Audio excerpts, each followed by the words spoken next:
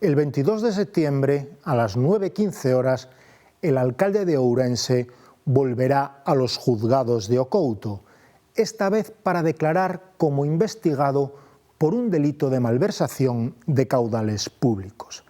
Se le acusa del desvío sistemático de fondos públicos del concello a su televisión privada. El denunciante, José Manuel Palacios, ex asesor de DEO, estima que entre 2021 y 2024 el concello destinó cerca de 200.000 euros al pago del salario del cámara de la televisión del alcalde. El otro frente judicial, el de los audios divulgados por la región, en los que el alcalde decía lindezas del tipo «nos van a pillar con limosnas, si metes el palo, mételo a lo grande», sigue en instrucción 2 a la espera de que la jueza mueva ficha.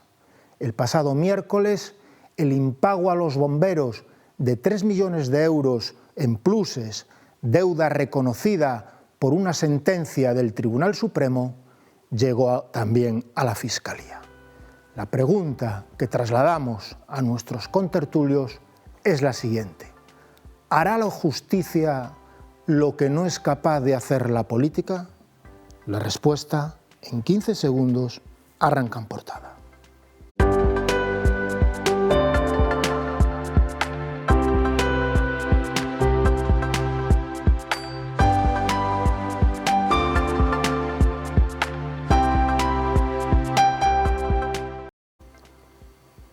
Buenos días, señoras y señores. Hoy lunes 19 de mayo iniciamos el programa 2422 de En Portada y lo hacemos para abordar el frente judicial en torno al alcalde ourensano en una jornada en la que el diario La Región destaca otros 3 grandes titulares.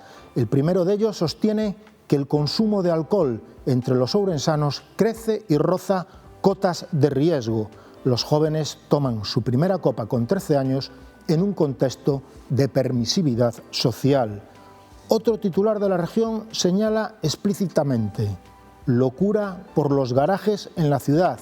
El precio por plaza llega a los 25.000 euros.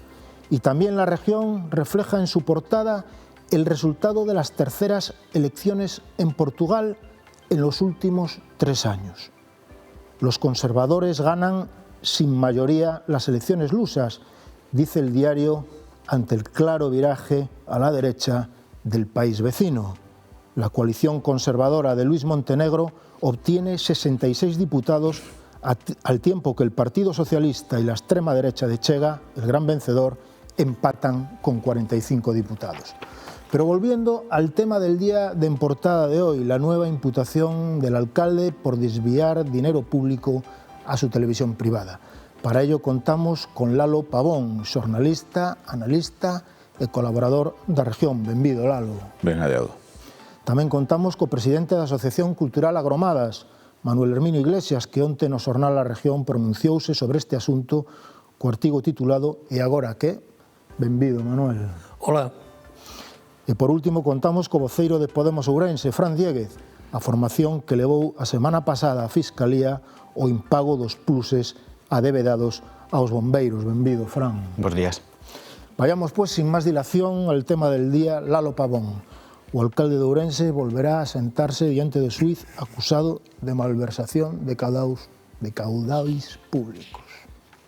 Pois sí, pero non sei se iso é moi grave, porque desde que este home está en política, que xa hai uns anos, distínguense por en fin, unha interpretación laxa das obrigas dos cargos nos que está e dos deberes para as administracións públicas e cos cidadáns, en definitiva, sin que haya pasado nada relevante ata o de agora. E non sei se agora, en fin, as súas señorías van a tomar conciencia desto ou se é que están atendendo a outros asuntos moito máis importantes que estes ou, bueno, non sei como funciona eso. Pero que si vexo o resultado práctico é ese. se acumulan denuncias e podería haber máis, porque a oposición no Concello de Ourense ten a teoría de hai un tempo de que non están por xudicializar a política a diferencia do que facía o señor alcalde cando estaba na oposición. Bueno, non me parece unha mala idea como filosofía, pero cando unha das partes non ten reparo a acudir á xustiza para tratar de que favorezca os seus intereses, os outros están mirando a San Sebastián.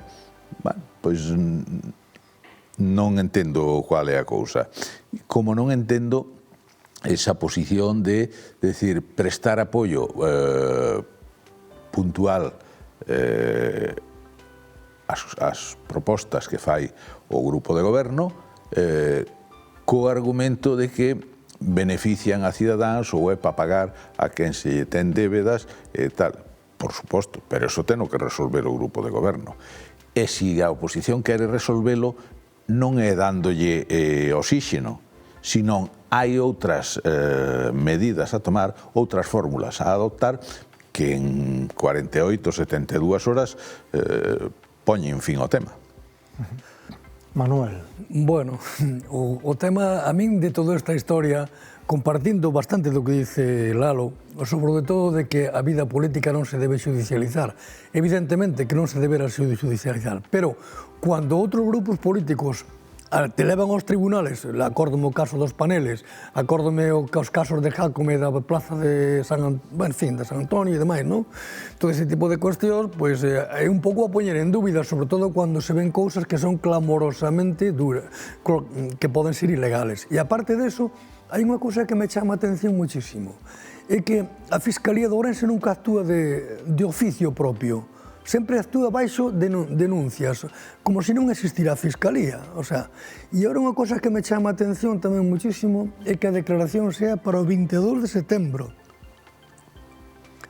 É un pouco raro, non? Tan adiante, unha declaración que pode ser unha hora ou dúas. Pero non é nada extraño, Manolo, porque este tema pudo haberse visto hai 10 anos. Hai 10 anos, porque isto ven desde sempre. Que haya unha televisión privada. A fórmula de funcionamento ven desde sempre. Entonces, se non se viu hasta 10 anos despois, tampouco extraña que a citación para declarar sexa en setembro. Pero que haya unha televisión privada que ten un único empleado que lle paga a Diputación, supoño que eso sabédelo, non? Que foi público, ademais. Ahora non, ahora parece que o paga Jácome cos cuartos do grupo, non sei como coño é. Entonces, realmente, eso estuvo a vista de todo o mundo, non era nada oculto, non era nada. Unha corporación que está desviando cuartos dunhas partidas para outras e que hai un grupo político que lle está dando oxígeno permanentemente. En menudo papel lle poñen a candidata do Partido Popular, se que vai a ser esa persona, Ana Méndez. Menudo papel lle poñen, porque se agora non son capaces de asinar unha moción de censura e se por acaso el se lle dá por presentar unha moción de confianza e a perde, estes hai que presentar unha alternativa aos presupostos ou unha moción antes dun mes, se non perden se quedan aprobados os presupostos como está, o sea, quedalle carta blanca para facer o que lle dea a gana nos 2 anos restantes. E o que pasa no Concello de Ourense é noticia a nivel de Estado pola forma esperpéntica do que acontece en esta cidade e parece que ao resto de Galicia non lle importa. Eu creo que aquí, en este aspecto, implicaría o presidente da Diputación que ten que dar un golpe na mesa e poñer orden dentro do seu grupo para que realmente se acabe con esta tolemia, por así decirlo. Fran. Bueno, eu estou de acordo en que evidentemente a política non se debería xudicializar, pero como ben dixo o compañeiro, cando se está manifestamente, como por exemplo do que falábamos antes da sentenza do Tribunal Supremo, que non está a cumplila xa dende o 2020, evidentemente hai que xudicializar.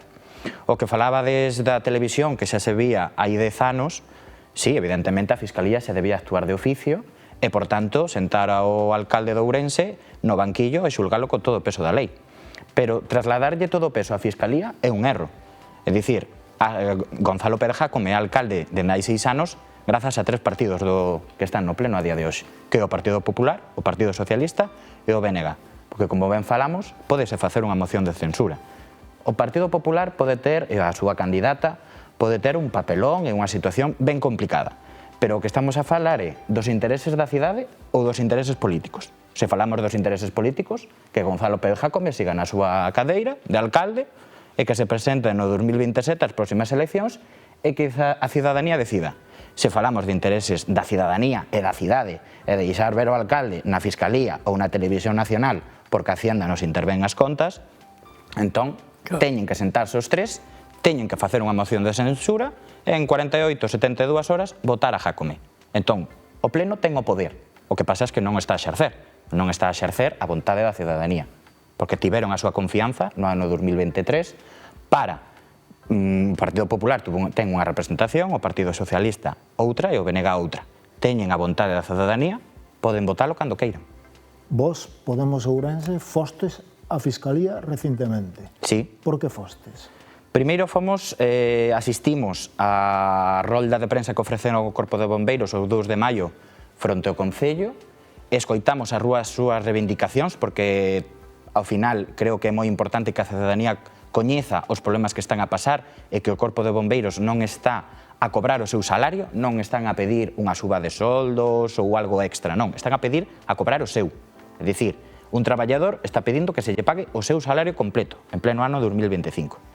E despois xa, o que xa non como portavoz, senón como cidadán, ofendeume e, podo dicilo, enfadoume verdadeiramente velo en redes sociais o noso querido alcalde facendo chistecitos de, por exemplo, na portada da región sacabades que en total debía ao redor de 4,2 millóns entre pluses e nocturnidade. Logo, na seguinte, pois concretabades un pouco máis a cifra de 3 millóns e facía un chistecito. Según vai pasando follas, vai pagando esa deuda. Moi malo. Un chiste moi malo, pero está facendo un chiste dunha situación... Cal era o chiste? Perdona, Fran. Pois, basicamente, é que según vai pasando follas, vai pagándose a débida soamente, por arte de maxia. É dicir, o chiste é malo. Esa era unha falsa interpretación, porque os 4,2 millóns é a débeda total. Claro, é a conta total. Os 3 son os recoñecidos por sentencia xudicial. Efectivamente, pero en total debe 4,2. E fixo ese chiste que efectivamente é malo, pero que é alcalde de Ourense. É dicir, representa a cidadanía, representa a cidade de Ourense. Non se pode permitir. Primeiro, non pagarlle aos bombeiros o seu soldo e despois anda por riba a facer chistes de que non lle paga o seu soldo. É que dicir, en redes sociais tamén recoñeceu no mes de abril que solamente lle pagou o 73% do seu soldo, recoñecido por lei, e ainda saca peito. Isto é unha vergoña. Entón, por suposto, esperamos que a Fiscalía actúe con celeridade e que obrigue primeiro a pagar... Pero a xustiza moi lenta. Entón, a solución cal é? Non facer nada, porque o Pleno tampouco fai nada. É dicir, a política, que é unha pregunta que tú plantexabas ao principio, se os políticos non fan nada, pasamos á xusticia. A xusticia dicedes que vai lenta. Entón, a cidadanía se ten que resignar. Que ten que facer a cidadanía? Se os políticos que os representan non fan nada no Pleno e a xustiza vai lenta, que nos resignamos e temos que aguantar a esta persoa como alcalde? O eixe a política, o demais está ben, e cada un ten que cumplir o seu papel, actuar como garantes de que se non se cumple nunha instancia que se cumpla en outra, pero realmente o mal donde está é dentro da corporación, non hai outra, porque, vamos a ver, eu decía antes, non o dixen explícitamente, pero creo que se entendía, eu non son partidario de que a xustiza goberne os concellos nin ningunha outra institución que está para outras cousas. Por suposto. Eso faino de rebote. Si fallan, intervén para corrixir o que está mal. Despois entramos nos plazos, que é outra cuestión. Pero a esencia de todo isto está dentro da corporación, porque cando se presentan modificacións de crédito para poder atender partidas concretas, porque claro, como non hai orzamento, pois hai que ir trasladando. Bueno, primeiro, esa é a primeira perversión, porque retíranse de cultura, de servicios sociais, de políticas de igualdade, en fin, de cousas que para o grupo de goberno non teñen valor ningún, e vacía esas partidas para outro lado. E os grupos, non na mesma medida, nin na mesma intensidade, pero en determinadas ocasións concédenlle, apróbanlle esas modificacións de crédito co argumento de que son para atender necesidades urxentes, paga proveedores e tal, o cual está ben, pero é oxíxeno para el. Esa non é a solución. A solución é, eu dixen, tomas en 24 ou 72 horas dentro da corporación. Os tres grupos que están implicados en que facer o que o pobo de Ourense, o Concello de Ourense precisa, son os que teñen que buscar a solución. E non vale botar balos fora e dicir, non, que o fagan os outros. Non. Eu creo que neste momento na corporación, cando hai posturas maximalistas de que dicen, non, eu con este nin agua, entonces non se está recoñecendo que Ourense, dentro do conxunto de Galicia, é unha figura aparte que neste momento necesita un pacto aparte do que pode suceder en toda Galicia. Por qué? Porque é unha situación de emerxencia. E aí a oposición demostra algunhas flaquezas. Non son capaces de decirnos, mirade, os servicios que están en precario, que son 6 ou 7, que son moi importantes, teñen un coste adicional de non estar contratados directamente en tanto. O sea, son contas que se poden pedir. Que se poden pedir ali dentro e dicir, mire, os autobuses urbanos, por poñer un exemplo, que antes valían casi 6 millóns de euros, estou falando de aí 10 anos, 12, bueno, pois agora, como o Concello ten que pagarlle a reparación, a pintura, o gasoil, todo, porque non ten máis que a obligación de pagarlle aos traballadores a empresa, o coste multiplicouse por o doble. E en iso pasan máis servicios sociales. E a oposición parece que lle falta tempo de pedir contas, de pedir eses datos, de pedir e darlles a opinión pública para que vexa a realidade do que está acontecendo. Que está vendo un disparate, que se está dilapidando cuartos por todos os sitios e que realmente non se está facendo nada.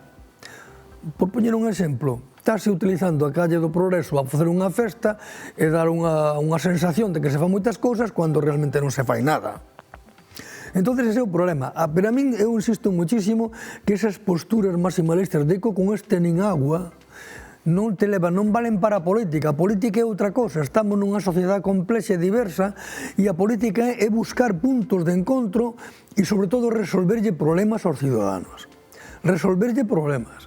E neste momento a min a sensación que eu onte no artigo de onte dixen de que posiblemente tanto o PSOE como o PP van votar en contra, o PP vai se poñer de lado e Jácome vai seguir medrando aí a conta mientras non espalle o Concello. E pódese dar o caso que se deu no Grove hai muchísimo tempo, de que Bea Gondar, poñolle nombre porque xa fai moitos anos, ganou as eleccións e acabou na cárcel. O sea, estaba na cárcel e era alcalde, pero ganou as eleccións desde a cárcel.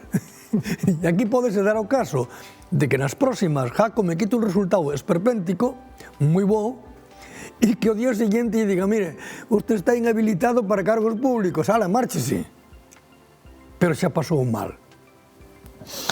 Hasta aquí la primera parte del programa. Hacemos un alto en el camino para publicidad y enseguida volvemos con el frente judicial que acecha al alcalde.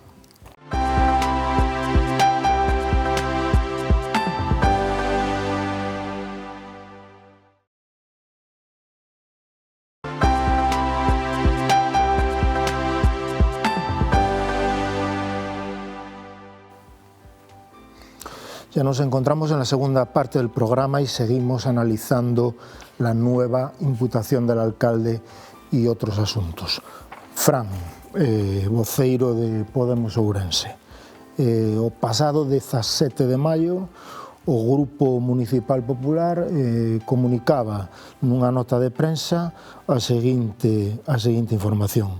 O Grupo Municipal Popular ven de conseguir que o Concello salde nun prazo máximo de 60 días as débedas pendentes cos traballadores municipais, que non están a cobrar o 100% das súas nóminas, concretamente non están a percibir o 40% do seu salario.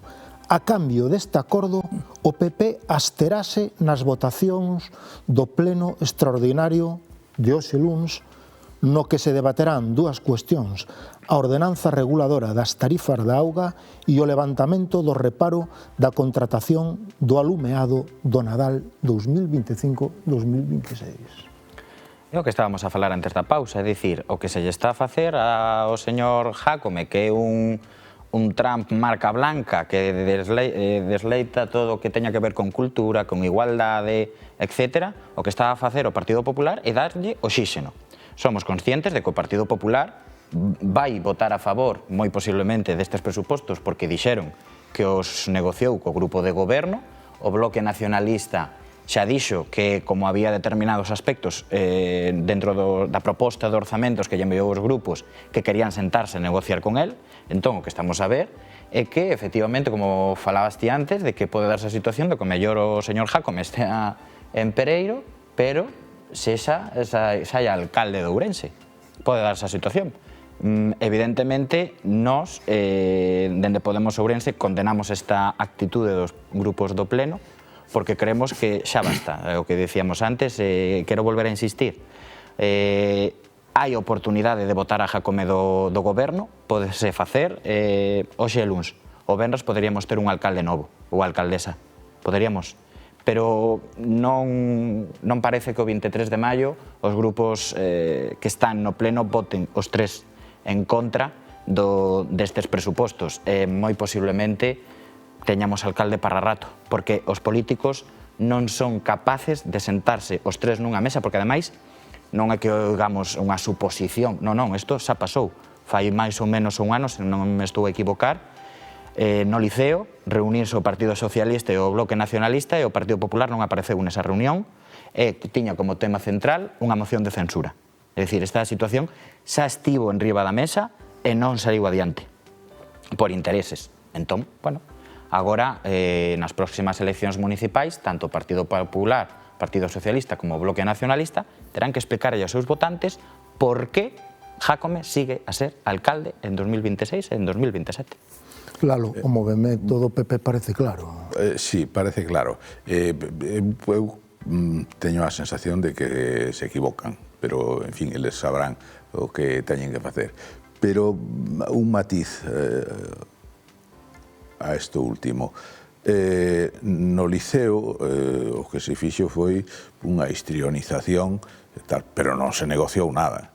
O sea, a ver, os que xa, tú eres moi xoven, pero os que xa temos algúns anos xa vimos de todas as figuras na política, non? E de todas as casuísticas. O último que se facía, ou que se fai cando se negocia unha moción de censura, é poñerse no medio dunha sociedade recreativa, urbi et orbi, como se fora a bendición papal, non? Pero a mensaxe é clara. A mensaxe é que os partidos, nin por diante ante as cámaras, nin por detrás, van a negociar. No, eso é evidente. No, o que quero dicir é que cando tú estás preocupado en histrionizar unha cousa que non tes gana de facela, unha cousa delicada, porque si se quere facer algo efectivo e que vaya para diante, habrá que reunirse unha, dúas, 10 ou 27 veces sin público, sin interferencias, sin ningún, vamos, como se fixo toda a vida. E cando esté todo ventilado, cando esté todo tratado, cando non haxa ningún burato por o que se poida colar nada, pois anuncias o que se quere co bombo que se queira. Pero, hombre, non se pon no Salón Noble do Liceo a decir ali cousas. En fin, eso é histrionización, pero non tal. E o peor é que hai un sector da poboación en Ourense, e igual non lles falta razón, que, vendo estas cousas, entende que a todo o mundo lle vai ben a situación, ou polo menos non lles vai mal. Porque non se lles ve moi incómodos a oposición, non se lle ve moi incómoda tampouco. Manuel. Bueno, a oposición non está incómoda, ou si está incómoda, pero non nos terroriza con... Bueno, a oposición perdeu o control da calle. O que se ve... Perdeu o contacto coa rúa. Xa, Manolo, pero Hai moito tempo. o que se ve é isto. Pero tamén se ve unha sociedade amortizada, porque non solamente a xente que votou a Jácome, é que hai un montón de asociacións de veciños, asociacións culturais, que non se pronuncian, que non dicen nada. Asociacións en este caso, de arquitectos ou de profesionais, que tamén tiñan que decir algo porque non hai plan de ordenación ou porque etcétera, etcétera, non? O sea, está unha sociedade conformista en certa medida e que na ten que mover desde abaixo, parece que non dá ningún paso. E quen na ten que mover? Pois os partidos políticos. Os que están na oposición son os que teñen que mover a xente. E perder o medo de salir á rúa, porque estou convencido de que se salen á rúa periódicamente nun tempo tal, pódese facer realmente unha oposición importantísima, non? Pero vexo unha sociedade amordazada, ou amordazada non, aterecida, por así decirlo. Pero Manolo, se teñen instrumentos escritos na lei, non teñen que sair á rúa os partidos. Teñen que poñerse no salón de plenos e presentar un escrito no que se dice vamos a acabar con isto. Pero non hai vontade política. Non hai Fai aproximadamente mes e medio, máis ou menos, en marzo. Non haberá, pero o mecanismo existe, non hai que ir a ningún lado buscar axuda. Sí que hai a vontade. Eu no seu momento planteei a un determinado grupo, eu non pertenezco a ningún grupo desde hai 10 anos. Dixenlle, joder, prestade un para a moción nada máis expresamente e depois, cando cheguen os presupostos, bueno, xa pondredes as vosas condicións, pero prestade un para a moción porque falta un, e todo o mundo sabe que a moción de censura ten que ser asinada por maioría antes de presentarse, senón non é metida a trámite. Isto non é como no Congreso ou noutro tipo de historias, é diferente. E claro, cando se dice, non sa éser nin agua, eso non é xogar a política, non é facer política. E Ourense dá o perfil perfectamente neste momento para ser un caso diferente de todo Galicia e que se faga unha política especial para ese caso diferente en toda Galicia. Pero parece que non o entende. Pero mira, Manolo, o dogmatismo excesivo a veces lévate a situacións... Para ilustrar... No, perdona, Lalo. Eu vou aumentar 2 escaños, estou feliz, sigo sendo oposición, estou cómodo. A min entristeceme moito cando a xente que está na política... Manolo, tamén hai o debate de si as decisións que afectan a Ourense tómanse dende Ourense. Bueno, ese é outra cousa. En todo caso é porque os que están en Ourense aceptan.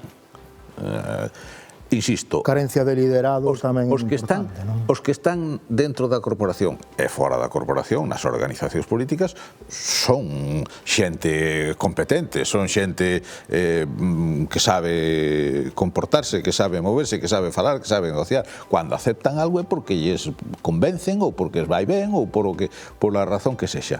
Pero mira, o esperpento fíxate a onde chega, que falamos que hai solución dentro da corporación. No mandato anterior houbo quen foi presentar unha moción de censura a unha notaría. Tú te crees que eso é algo presentable? Puderon a presentar no Parque de San Lázaro e deixala ali pegado a un árbol. Pero porque que estamos facendo? Ir con un texto dunha moción de censura a unha notaría. Eu, por matizar as vosas palabras, eu non estou de acordo con que a cidadanía ou incluso os grupos políticos que están fora do pleno non fagan nada ou estean sentados nunha cadeira sen facer nada. Porque, por exemplo, Podemos... Nada que resolva a situación. Porque non hai vontade política, porque Podemos xa presentou fai 2 meses aproximadamente unha solicitude presentou varias solicitudes para que, por exemplo, se declara a cidade como zona tensionada para atacar o problema da vivenda, que é un problema moi grave na nosa cidade. É dicir, temos que ter en conta que os salarios andan ao redor de 1.300 euros e o precio do aluguer está en 600. Entón, se está a dedicar máis do 50% do salario ao alquiler. Eso non pode ser. E nós presentamos diferentes requerimentos no Concello e anunciámoslo, dixémoslo públicamente para que os diferentes partidos políticos do Pleno recollan o guante, recollan os diferentes partidos esa proposta e fagan algo dentro do Pleno e incluso o alcalde, e non están a facer nada. Entón eu creo que a cidadanía sí que está a facer, ou unha parte da cidadanía sí que está a traballar por unha alternativa diferente dentro da esquerda que traballe por a cidade de Ourense e non por intereses políticos. Porque que decías tú? Un partido político consigue 2 escanos máis e se está cómodo. Bueno, pois hai partidos políticos que non están cómodos con dous, sempre e cando eses dous valgan para cambiar as cousas non cidade, non para estar cómodos. Pero eu referíame ao movimento veciñal, sobre todo hai unhas 50 socios de veciños que en outros momentos se puxeron críticas con nós gobernando, e que agora están todas no silencio. Eu algún amigo meu que é presidente da Asociación de Veciños lle he dito, pero vamos a ver, como estades tan calados? Non, esa cousa dos partidos, non, vamos a ver, non é así. O movimento veciñal, as entidades vivas da cidade deben decir algo, tamén teñen poder para decir algo, e deben decir cousas. E non todo o mundo está no chismorreo do bar, da esquina da calle, que todo o mundo dice moitas cousas, pero que públicamente non as expresa. Ese é o que me refería. Eu vexo que se pode, dixen nun artigo fai 2 semanas, cronificar a situación de Ourense polo menos 4 anos máis. Depois xa veremos como acaba o asunto, non? Cando ao mellor teñan que intervir o Concello económicamente, pois xa veremos, pasou en outros lugares do Estado, non? Que se pode cronificar e é unha tristura que para Ourense pase eso. Antes de despedir o programa, Lalo, unha conclusión rápida. Pois a conclusión é que isto é un déjà vu.